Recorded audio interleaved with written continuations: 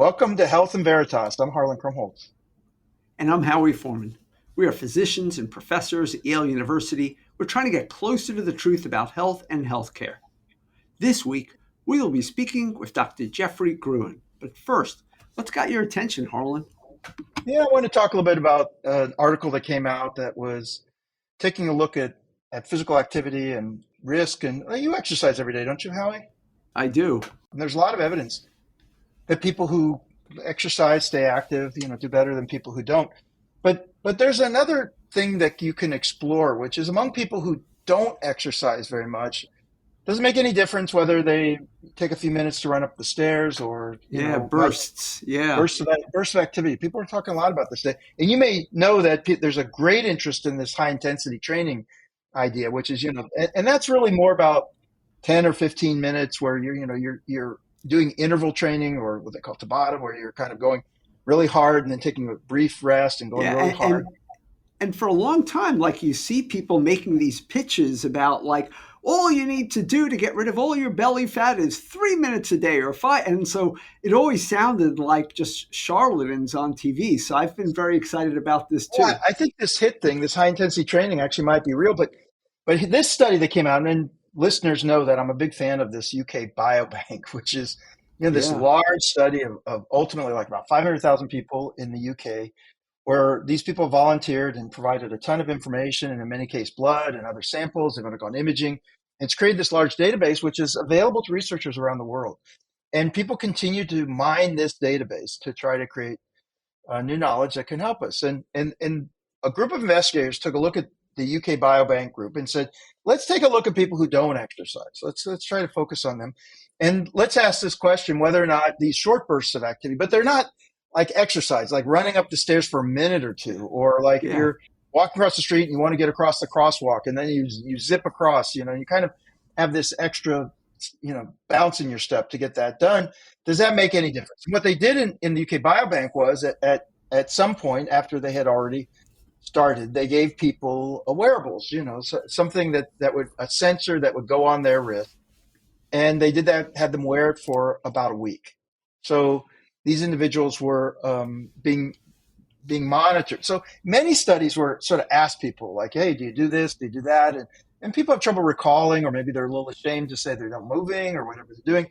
So it turns out that this is really elevating our research in this area, because we're actually using direct measurements of people using basic devices that they're wearing on their wrists. And those are giving us some sense of what's going on. So that this was pretty interesting. And then the other thing about the UK Biobank is they collect a ton of information. So we know that somebody who might zip across the street might have other factors, other things about them, including their age and other conditions about them, which might be influencing their ability to do something like that. So when you're going to study and try to isolate something like that activity, you've got to take that all into account.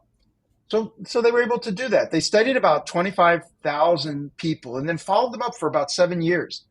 And during that time, there were 852 deaths that occurred. So 25,000 people, 850 deaths. So overall, not, still a minority of people had that happen. But they took a look and they said, compared to people, again, these are non-exercisers generally, but among those people who had none of these kind of, intermittent, rapid 1 or 2 minute, bursts of activity, they looked. And so compared those who were engaged in it to those who didn't engage in it, maybe saying like 3 bouts a day, they had a 38 to 40% lower risk of all-cause and cancer mortality, and almost a 50% lower cardiovascular mortality. Now, again, sometimes in papers like this, they say it reduced. It didn't. We don't know if it reduced, but we can say that people who had this had much lower risks of mortality. And then they looked at it in other groups. They said, well, let's look at people who actually do exercise, and how does that correlate? And again, they saw that small amounts of vigorous, what they were calling non-exercise physical activity. This is like, I'm running across the street, like I said, or you're taking the stairs up 2 flights instead of the elevator or escalator. And for those individuals, again, that this non-exercise physical activity was associated with a substantially lower amount of mortality as a result. So, I was very interested in this. They showed up in Nature Medicine.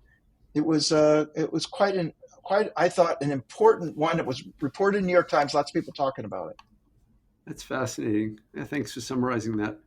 So great, Howie. Let's pivot to our guest today. So we're really interesting to talk about reading disabilities, and this is really a gem that you found, Jeff Gruen, to join us today. Dr. Jeffrey Gruen is a professor of pediatrics and genetics at the Yale School of Medicine. His research focuses on learning disabilities such as dyslexia, language impairment, and speech sound disorder, and particularly the genetic foundations or origins of these conditions. His lab has identified DCDC2, a dyslexia gene cited by the journal Science as the fifth top breakthrough of 2005, and he leads many projects, including the Yale Genes, Reading, and Dyslexia, or GRAD study, which studies the genetics of dyslexia in Hispanic American and African American children. He also started the New Haven Lexinome Project, a 6-year project investigating the reading and cognitive abilities of first grade students to study aspects of genetics in reading and learning disabilities. And he now leads the new cross-disciplinary program on learning disabilities known as the Yale Program for Learning Disabilities Research. Professor Gruen is a member of the Learning Disabilities Research Centers Consortium funded by the National Institutes of Health. He received his bachelor's and medical degree from Tulane University. He started his training at Yale in 1981 with an internship in pediatrics, followed by subspecialty training in neonatology and then research training in molecular genetics. First, let me just say welcome to you to the Health in Veritas podcast. And I want to start off by asking you to explain to our listeners how it is that you're able to connect genes to a condition and then a condition to individuals. Tell us about how that work occurs. Sure. First of all, thanks for inviting me. It's really a pleasure to be here. That's a great opening question. And let me bring it down to the family level. Families that have children with learning disabilities know that it runs in families. So when they contact me and they call me, one of the questions I'll ask them is who else in the family is struggling with reading or struggling with language. And inevitably, they'll say, how did you know? But it's been known that learning disabilities run in families for at least 100 years. But the connection to genes really wasn't made until really the 70s when folks began to look at twin studies.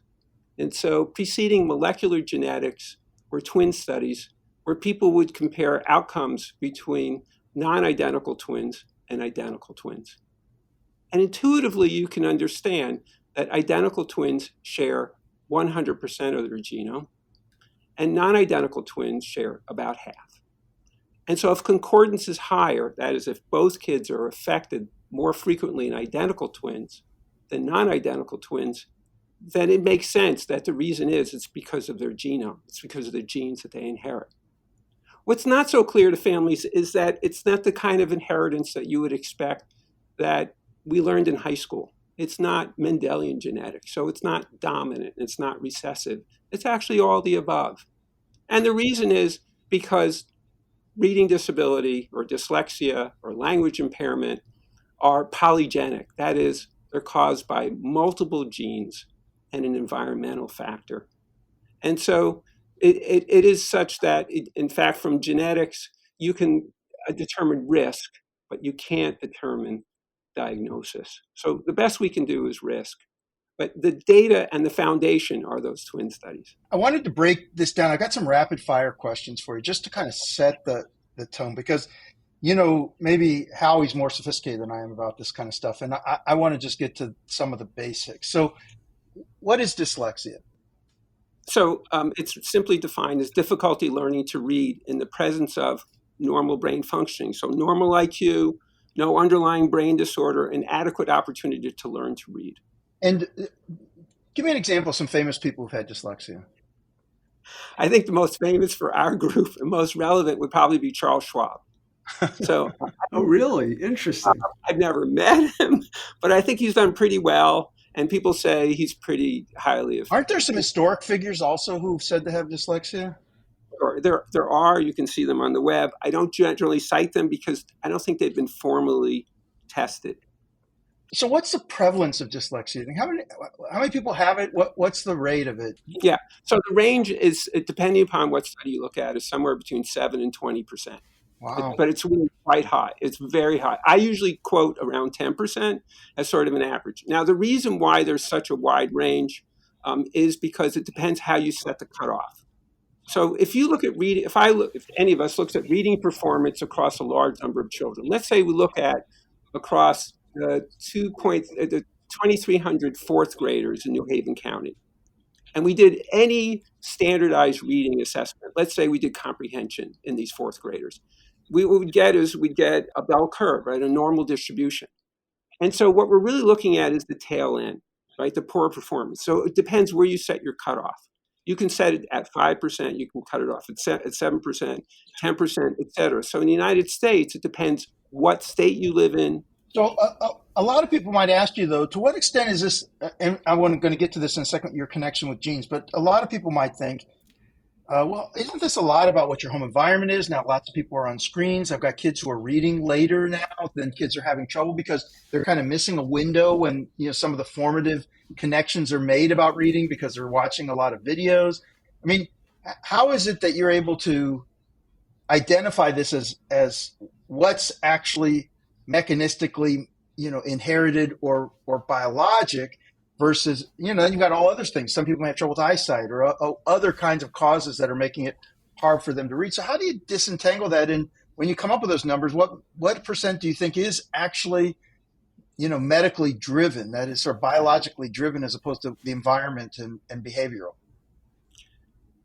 So what we say is that the heritability is a range between roughly 47 and 82%. That seems pretty precise, by the way. Well, this is rapid fire, right? So it's really high. And so those are consistent with Alzheimer's, schizophrenia.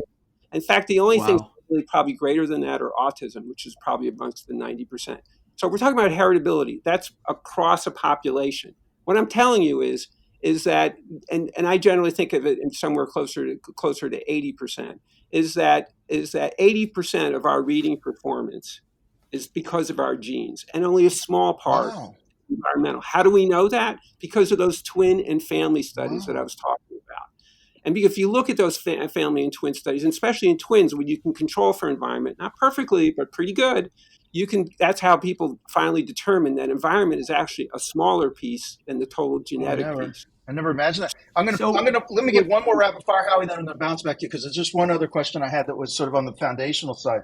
So does this vary by language? So you've got Chinese, which is more pictorial. You've got, letters. So does dyslexia vary in different kinds of languages?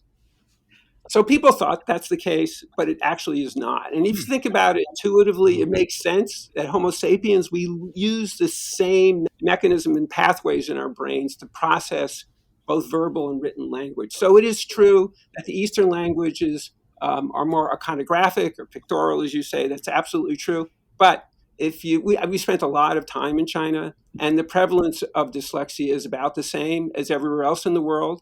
And in fact, in a recent paper from Hong Kong, they also identified DC-DC2 as associated with reading performance. And those children speak Cantonese.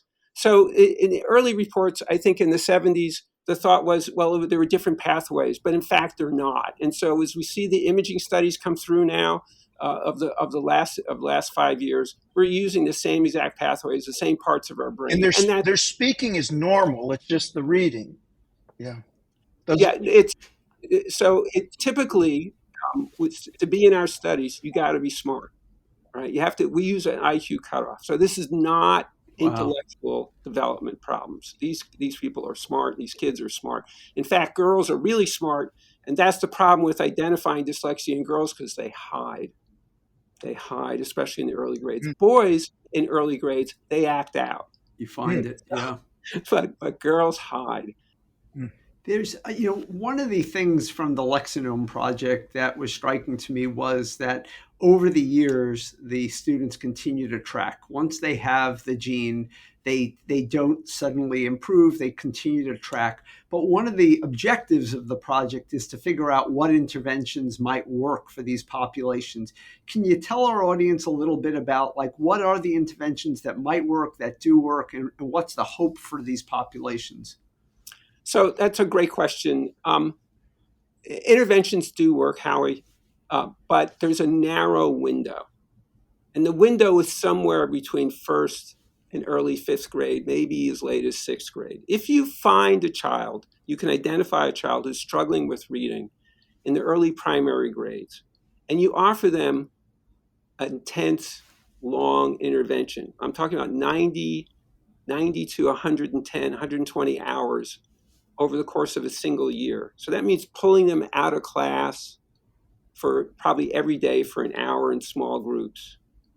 And do that for a year. About almost 80% of first graders, second graders, and third graders can be brought up to grade level reading.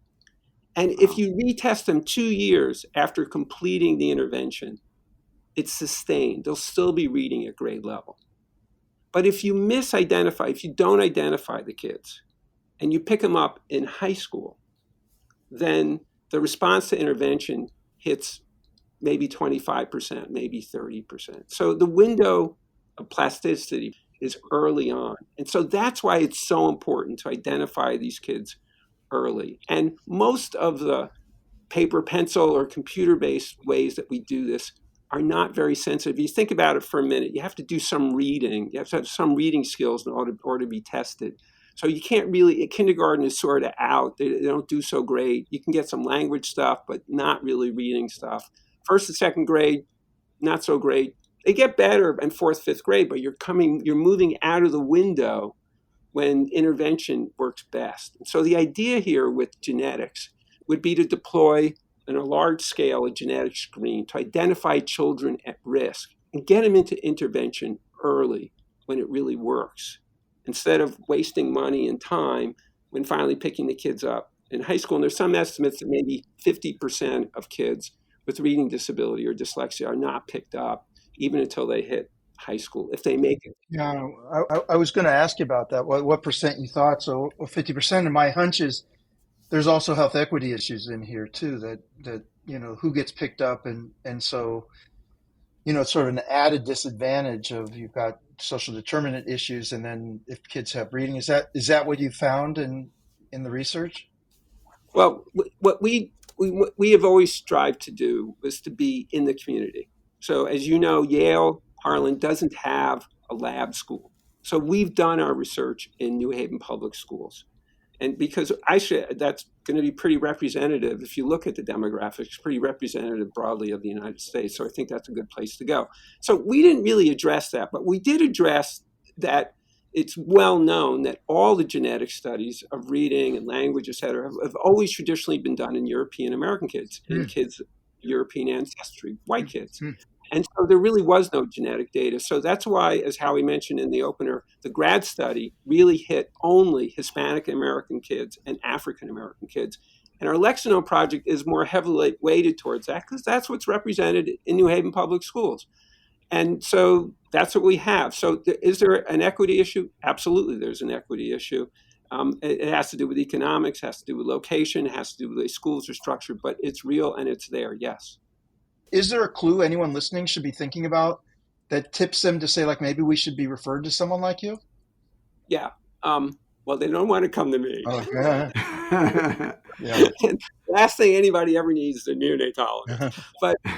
But what I would say is I think one of the biggest clues is language. So we know that children have a very regular, consistent developmental timeline for acquisition of language. We know, for example, that by 12 months, most kids are doing, single words, assigning that single word to a meaning. By 2 years, 24 months, they're putting two words together. By 2.5, it's actually more complex, more maybe whole sentences or word phrases, et cetera, et cetera, et cetera. There are a class of kids, and the frequency is about 6%, that have something called developmental language impairment. We used to call it specific language impairment. Basically, these are kids that otherwise attain their developmental milestones but don't talk. And they may put off speaking until they're 2, 3, 4, sometimes 5 years of age. By the way, speech pathology is really, really helpful for this. So for families that have that. But what's interesting is about a third or so of those kids will go on to have a true reading disability or dyslexia by the time they hit a complex curriculum late in first, early in second grade, a third. And if you go backwards, if you go to kids that you've identified, say, in third, fourth, fifth grade, and you ask their parents, what was the language history? What they'll tell you, about a third of those kids actually had a history of delayed onset in language. But that's So there is fascinating because you're saying that you were saying before these are separate, the speaking and the reading.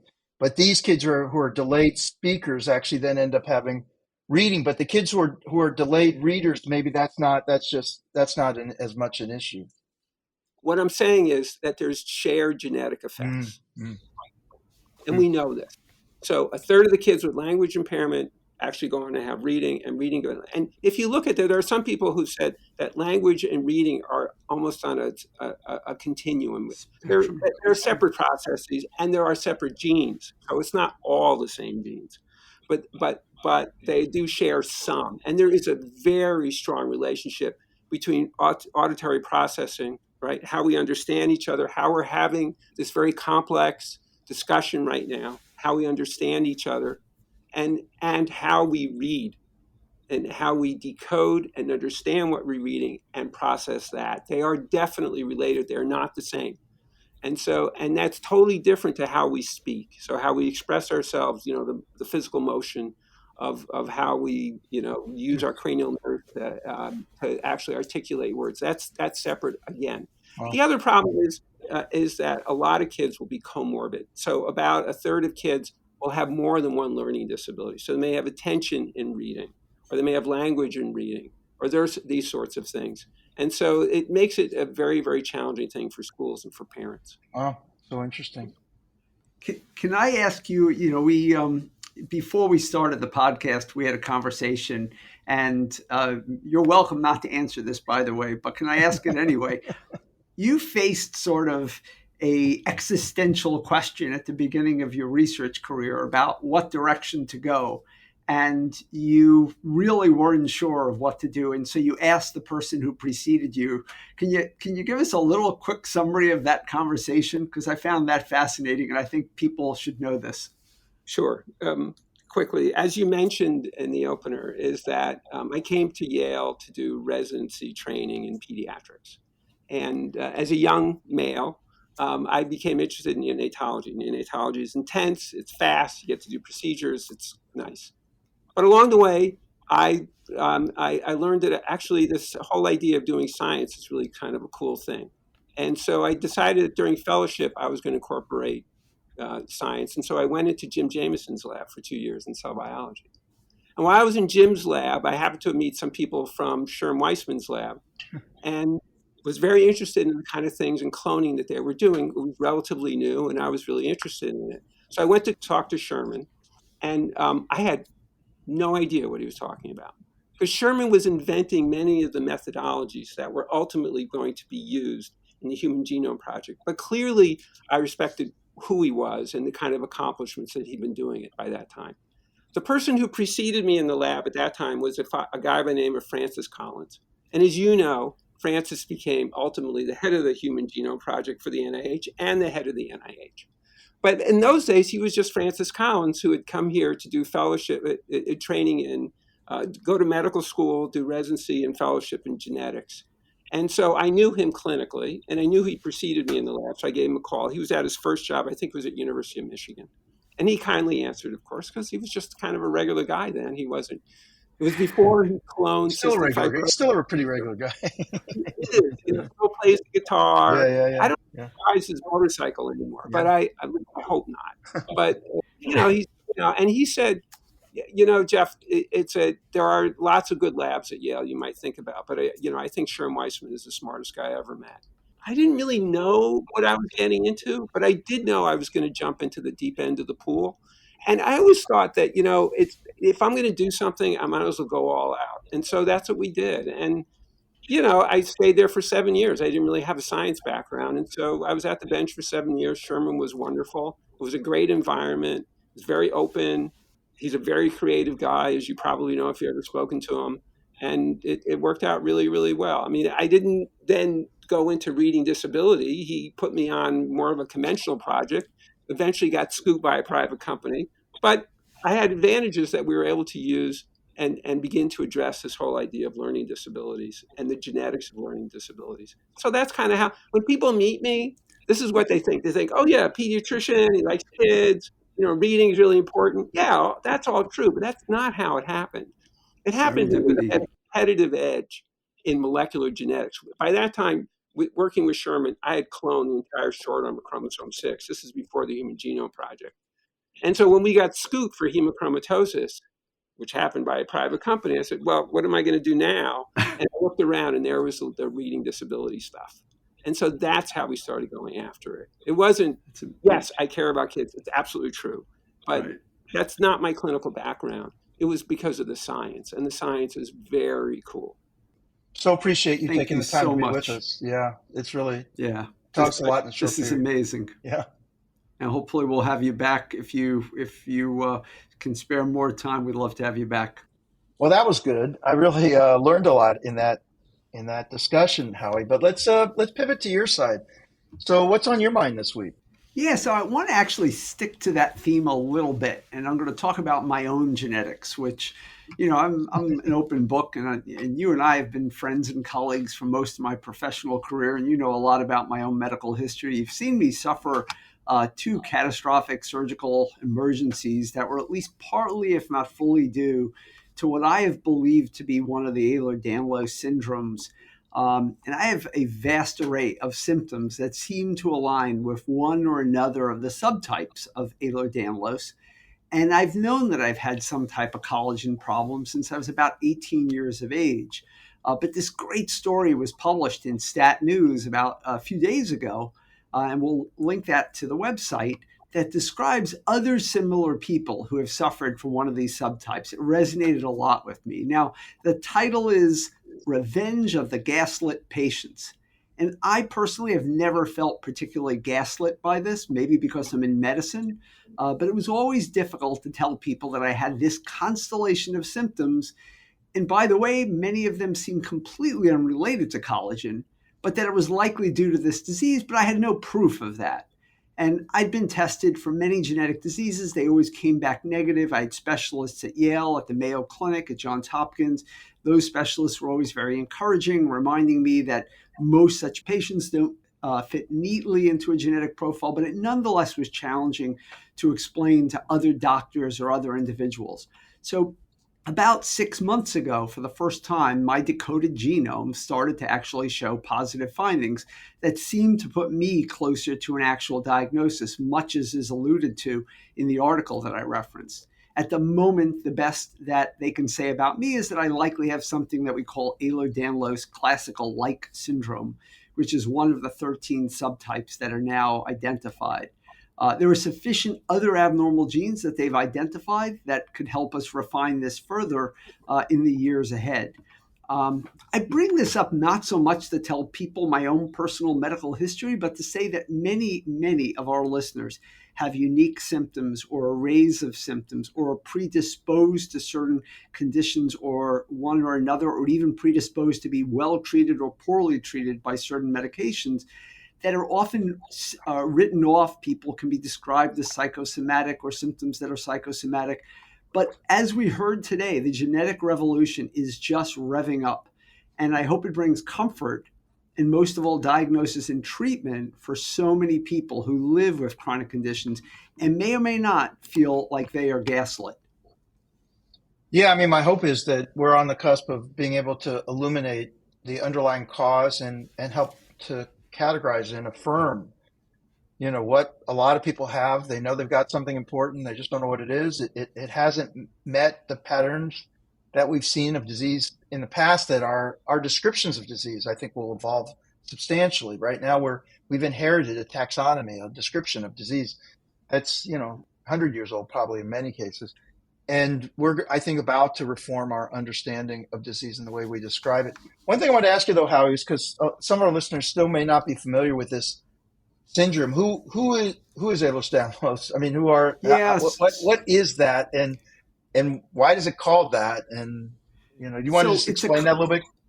Sure. So it's a collection of diseases. Like I said, there's 13 genetically identified subtypes, and then there's another catch-all category. The two names are two different doctors that started to describe the syndromes many, many decades ago. The worst of them is lethal in a relatively young age. I, in fact, have several friends and with children who have the more lethal variants of this. It can present with aortic rupture. It can look like Marfan syndrome. It can have very fragile skin, dislocating lenses, and so on. I always believed that I had the hypermobile type, which is what was described in the article. And only now, as and hypermobile means that I dislocate my shoulder very easily. I have flat feet, knock knees. I have a lot of other what we call stigmata or signs of this sort of hypermobility. You know me, I'm a very lanky person. That's a classic feature. Very good looking. Thank you. I have a high arched palate. I have dental crowding. These are all very specific features of the hypermobile type Ehlers-Danlos syndrome. But we're learning so much about it. And much like Jeffrey Gruen said today, it's not typical Mendelian genetics. It's multiple different genes interacting on different chromosomes that ultimately lead to the syndrome. And I think that's what we're getting closer to. Wow. That's fascinating. And you know what? That's so nice of you to share that with us. It's, it's not easy to talk about your own medical history, but I think it'll help others who are both experiencing what you may have experienced, but also to know that we're on the cusp of really some advances which may give people diagnosis. By the way, I'm doing a lot of work, as you know, with long COVID and post-viral syndrome. Yes, exactly. That's what I was thinking of. This is a similar area where we will begin to understand more and be able to help people. And even long COVID is probably some combination of not just exposure to a virus, but some other factors that may include genetic predisposition. Absolutely. I think it's going to be a combo. You've been listening to Health and Veritas with Harlan and Howie Foreman. So how did we do? To give us your feedback or to keep the conversation going, you can find us on Twitter for now. I'm at HMKYALE. That's HMK Yale. And I'm at the Howie. That's at THEHOWIE. You can also email us at health.veritas@yale.edu. Aside from Twitter and our podcast, I am fortunate to be the faculty director of the healthcare track and founder of the MBA for Executives program at the Yale School of Management. Feel free to reach out via email for more information on our innovative programs, or you can check out our website at som.yale.edu/EMBA. Health and Veritas is produced with the Yale School of Management. Thanks to our researcher, Jenny Can, and to our producer, Miranda Schaefer. They are amazing. Talk to you soon, Howie. Thanks very much, Harlan. Talk to you soon.